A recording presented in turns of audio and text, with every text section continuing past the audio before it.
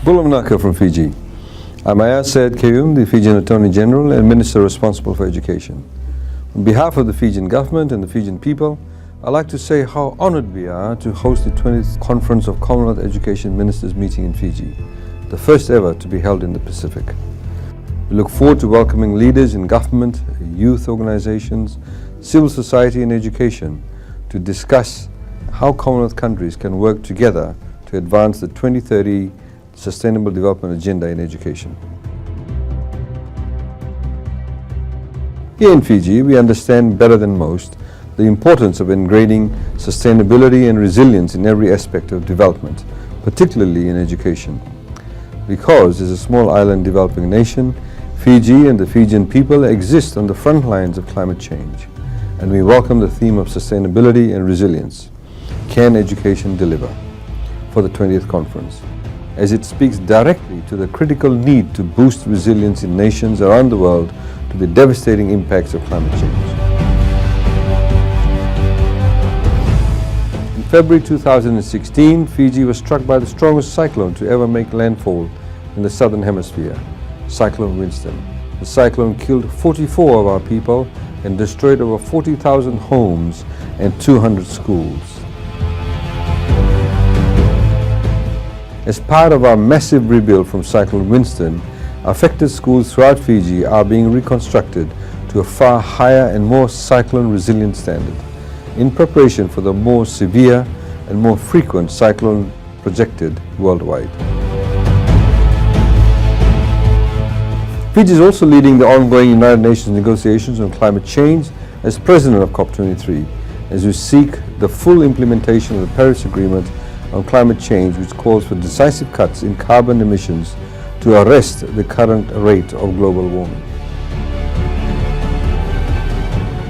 But we haven't let the existential threat of climate change stop us from carrying out our vital work at home to expand access to high-quality education.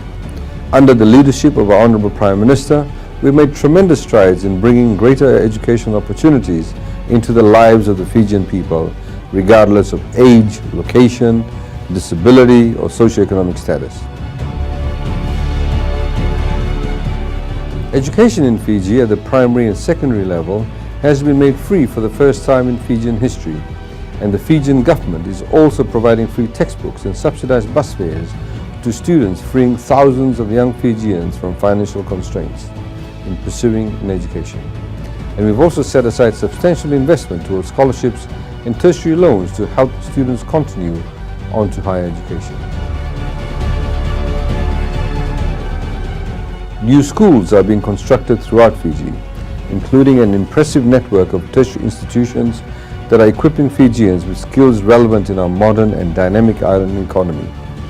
And we're instilling a culture of merit-based achievement in government and throughout Fiji that rewards on the basis of educational attainment and achievement in our work to create a more knowledge-based Fijian society. We are keen to share our experience in widening the reach of the Fijian education system in greater detail with our Commonwealth partners and discuss the collective challenges we all face in expanding access to education at the 20th CCEM meeting. And as we look forward towards our conference, we ask that all of our participants embrace the Fijian Bula spirit of inclusiveness, friendliness and solidarity throughout our discussions.